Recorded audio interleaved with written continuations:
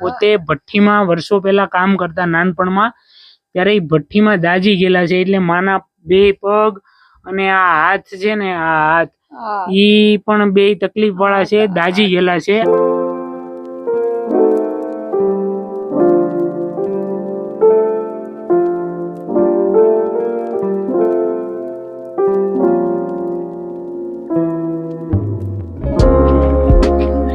જય શ્રી કૃષ્ણ માડી, કેમ છો? સારું છે? શું નામ તમારું માં? શાંતુ. શાંતુમાં? શાંતુમાં આપણે અંદર થોડીક વાર બેહીને વાત કરીએ. હો, હાલો. તબિયત પાણી સારા રહી તમારા? તબિયત પાણી તો પગનું ની બહુ ઓલું રે, ધંધો ન થાય, તકલીફ રહે એમ. હા. પેલા શું કામ કરતા માં તમે? ભઠ્ઠીનું. ભઠ્ઠીનું? સોનાનો કામ મારા માવતરની ઘરે હતી ને, ભઠ્ઠીનું કામ કરતી. ભઠ્ઠીમાં કામ કરતા? હા, ભઠ્ઠીમાં પડી ગયા, એમાં યાદ આવી. આખો પગમાં દાજી ગયો? 2. જો અરે મારા બાપાના બૂટ પહેરી ને ભઠ્ઠી ખોલતી. ભઠ્ઠી આ એક બૂટ, આ બૂટ બારું નીકળ્યું, આ બૂટ દેતવામાં અંદર ઘૂસી ગયો. અંદર 150 મણ ફોફી બાળેલી દેતો. તો 2 પગ બળી ગયા, હાથ બળી ગયો. આ હાથ બારો નીકળી ગયો, એટલે એવા મોઢે મળી માથું મારી નીકળી. ઓહો, એના કેટલા વર્ષ છે આમાં? એના વર્ષ 10-20 વર્ષ. 20 વર્ષ થઈ ગયા. 10-15 વર્ષ, 20 વર્ષ. અને માં તમારા પરિવારમાં કોણ કોણ છે? બીજું કોઈ છે નહીં, દુનિયાની અંદર મારો ઈશ્વર છે, બાકી બીજું કોઈ છે. મારા દાદા ને ગુજરે કેટલો ટાઈમ છો? એને ઘણો ટાઈમ છો. એ કઈ બીમાર રહેતા? એ અમદાવાદ નો કેસ છે ને, હું તમને બતાવું. નહીં, એને શું તકલીફ હતી? એ અહીંયા કેન્સર હતું. કેન્સર હતું? તો એ અમદાવાદ વાળા બિચારા હાવ ફ્યોર માં ઓપરેશન કરી દીધું, કાંઈ 1 રૂપિયો નહીં. પછી ટિકિટ ભરી ને બસમાં હોત અમદાવાદ વાળા બેહાડી દીધા. બરોબર. ને અહીંયા મોવામાં મુકેશભાઈ, મારા ધણીને 1 વર્ષ દીની ખાધા ખોરાક દે. મુકેશભાઈ રાઠોડે આપી. રાઠોડે? મુકેશભાઈ રાઠોડે આપી? હા, મુકેશભાઈ રાઠોડે. હું એમ કહું ને હજી જાઉં તો મને આપે બિચારો, પણ ન જોવાય. હા, આપણે શરમ પડે એમાં. શરમ પડે. હું શું કહું તો માં તમારે વિધવા પેન્શન સહાય આવે? 1 મહિને 1200 આપે ને 1 મહિને 1300 આપે. કાંઈ આપતા નથી. ને બીજું શું કહું તો આમાં ઘર તમારું કેમ હાલે? અને આ તમારે હાવ પતરા વાળું મકાન છે, તો શું કરું ભાઈ? મને કોણ કરી દે? તમે રસોઈ હાથે બનાવો તો શું કરું? છાનકું ઘડું ન કરે, આડો હે પાડો હે ના લે. આ મારા ભાઈ ના જ્યાં મારા ભાઈ ના મકાન છે, હામાં મકાન છે ને, એનાથી મને દે છે ને હું ખાઉં છું. રસોઈ અહીંયા તૈયાર હોય તો તમને આપી દે? હા, મને દઈ જાય. નકર પછી અહીંયા તમે બનાવી નાખો? નકર તો ખીચડું બીચડું બાફીને ખાઈ લો. ખીચડી ને એવું બનાવી નાખો. પછી આમાં પાણી ની વરસાદ આવતો હોય? આમાં વરસાદ આવે ને તો હું આવડા ગીરેવી જાઉં બાજુમાં. હા, ના હું આવી જાઉં તો સારું માં, એટલી તો રાહત રહી. નકર આમાં તો માં રેવાય એમ નથી. આમાં રેવાય એવું નથી, પણ ત્યાં લાવું ભાઈ. અત્યારે પત્ની પછી સીતારામ છે. હા માં, આપડા ધણી ગુજરી જાય એટલે આપણું સીતારામ છે. રામ અરે આપડી આરદા રાખવાની, બાકી આપણું કોઈ છે દુનિયાની અંદર. અત્યારે જેઠ જેઠાણીઓ બધા, કોઈનું આપણે નામ ન લેવાય. કોઈનું નહીં. આ આડોહી પાડોહી નું એ ધર્મ રાખે છે, પણ બાકી ના કોઈ હું છું એમ નહીં. તબિયત આપડા સારા હોય નબળા હોય, ઈશ્વર રાખે આપણને. આ જો હું દાદેલી છું ને, પણ તો જો ન હોય તો મજૂરીમાં વહી જાઓ. શું કરું? મેળામાં વહી જાઓ. ગમે આ ઉમરે. હા, શું કરું? પણ સાહેબ ભાઈ ખાવું તો પડે જ. પેટ માટે માં પણ તમે હલન ચલન નથી કરી શકતા. ઈશ્વર ની દયા છે, હું બધું કામ કરી શકું. ઉંમર છે એટલે નો થાય ને આપણું બધું થાય, પણ આ હાથ ખોટ કાઢ્યો. તો દોસ્તો, આપણે શાંતુ મને ઘરે આવ્યા છીએ. 3 દિવસ પહેલા મને મોવા મળ્યા હતા.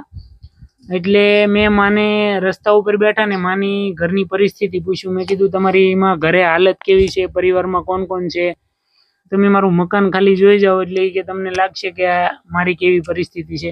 એટલે શાંતુમાં પોતે આ ઉંમરે પણ એનાથી જે પણ કાંઈ થાય એવી નાની મોટી મજૂરી કરી લે અને પોતે ભઠ્ઠીમાં વર્ષો પહેલા કામ કરતા નાનપણમાં, ત્યારે એ ભઠ્ઠીમાં દાજી ગયેલા છે. એટલે માના 2 પગ અને આ હાથ છે ને, આ હાથ ઈ પણ 2 તકલીફ વાળા છે, દાજી ગયેલા છે આ હાથ તે. એટલે તોય માએ હિંમત નથી હારી અને આ ઉંમરે પણ પોતે મહેનત કરે અને એકદમ જર્જરિત પતરા વાળું ઝૂંપડું છે અને એ ઝૂંપડાની અંદર માં રહે છે. તો માં હું તમને રાશન લાવી દઉં છું, રાશન અનાજ ખાવા માટે, તો હું તમને આપું તો લેશો ને માં? હું તો લેવું ને ભાઈ, શું કરું? તમારે 2 મહિના કોઈ ચિંતા નહીં માં, આરામથી ખાવાનું, કઈ વાંધો નહીં બાપા. અને કાંઈ ચિંતા નહીં કરવાની માં, હું તમારો દીકરો બનીને જ આવ્યો. મારો દીકરો જો નહીં આમ જો. અને માં અને બસ કાંઈ ચિંતા નહીં કરવાની મળી હો. તમારી જેવા દીકરા તમારું ધ્યાન રાખશે જ ક્યારેક ને ક્યારેક. મારા બાપ મારા મારે બીજું કાંઈ કામ નથી. મારો અત્યારે ઈશ્વર છે, કોઈ નથી. દીકરો છે. કેટલા દીકરા હતા? દીકરી? દીકરી નથી. અમદાવાદ ઓફ થઈ ગયા છે ને દાદા મારા. હા, તે અમદાવાદ વાળા મુકેશભાઈ આ રાઠોડે બિચારા બધી કરતા હતા, બધી ઈ કરી. અને મુકેશભાઈ નો ભગવાન સારું કરશે. બસ બસ માં આમ જો, રોવાનું કે એવું ચિંતા ક્યારેય નહીં કરવાની હો. ભાવુક નહીં થવાનું. તમારી ઉંમર છે, આરામ કરવાની અને આનંદથી રહેવાની, ભગવાનનું નામ લેવાનું. 2 ટાઈમ ધૂપ ધવાડો થાય બાપા. બસ આનંદથી ભગવાનનું નામ લઈને ભજન કરવાનું. તો હું છે ને માં તમારા માટે રાશન લેવા મોવા જાઉં, હમણાં કલાકમાં વહી આવું.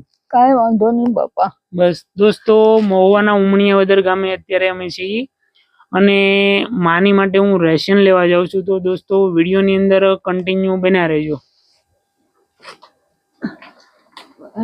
આવી આવો માં. આની અંદર શું છે માં? ખાવાનું હોય બતાવી દો ભાઈ આ બધું. માને જો આપણો દેશી જૂનવાણી કબાટ, પેલા આવા કબાટ રાખતા ગામાં, અને આની અંદર જે પણ કઈ ટાઢું અને ગરમ પીડ્યું હોય એ પીડ્યું રહે, તેલ મીઠું મરચું. જો આ માં આવી રીતના મારા ભાઈ ના દીકરા ને દીકરી ઘરે એટલે આ તમે ખાવ છો. એટલે આ છે ને માં તમને આપી ગયા એટલે તમે રાખી મૂકો, પછી ખાઈ લ્યો. હા, હું તો ખાઉં. બસ તોય માં અન્ન કહેવાય ને, આપણે ખાઈ લેવાનું. ભગવાન આપણને કાંઈ ન થવા દે. દોસ્તો માને આજુબાજુમાંથી પરિવાર રોટલા ને એવું આપી જાય એટલે માં હાંચવી રાખે અને પછી નિરાતે ગમે ત્યારે બપોરે અથવા સાંજે જમી રહે આ ઠંડા રોટલાની અંદર. તો કઈ ચિંતા નહીં કરતા મળી. હા હા,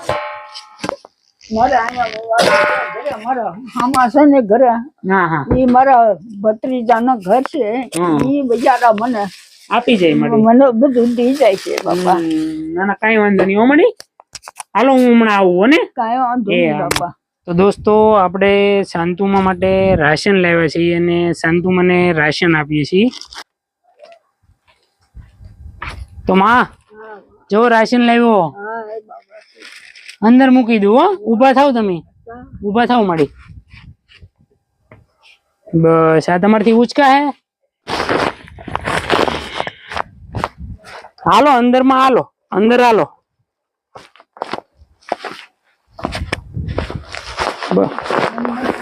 હા પછી મૂકી દઉં. હું રાશન તમારી માટે લાવ્યો, કેવું લાગ્યું તમને? સારું બાપા, તમારી એક ભગવાન. અમારી ટીમ છે ને માં, પીએમ કલસરિયા, ઈ તમારે જેવા વૃદ્ધ લોકો હોય ને માં એને રાશન આપે, બરોબર? તો અમારી ટીમને હું આશીર્વાદ આપશો? હારો આશીર્વાદ, તમારું ભગવાન હારું કરે. બસ બસ માં અમે ભગવાનને એવી પ્રાર્થના કરી તમારા તબિયતે હારા રહે, બરોબર? ઈશ્વર રાખે બાપા. એવો ન કરે આ ખંડેરમાં હું. હા, ખંડેરમાં રહેવું કેમ માં? ઈશ્વર. બસ દોસ્તો આપણે શાંતુમાને ઘરે આવ્યા છીએ અને ઘરની પરિસ્થિતિ ખૂબ જ નબળી છે અને પોતે ઘરમાં એકલા રહે, વરસાદ આવે અથવા તો કાંઈ પણ તકલીફ આવે તો બાજુના ઘરે હોવાવી જાય. બસ દોસ્તો, તમારા સાથ અને સહકારથી આવા વૃદ્ધ લોકોને આપણે કાયમ મદદ કરતા હોઈએ છીએ. બને એટલો વિડીયોને શેર કરજો, જેથી કરીને આપણે આવા વૃદ્ધ માવતરને કાયમ માટે રાશન આપી. દોસ્તો, ફરી મળશું એક નવા વિડીયો સાથે. ત્યાં સુધી આવજો અને તમારું ધ્યાન રાખજો.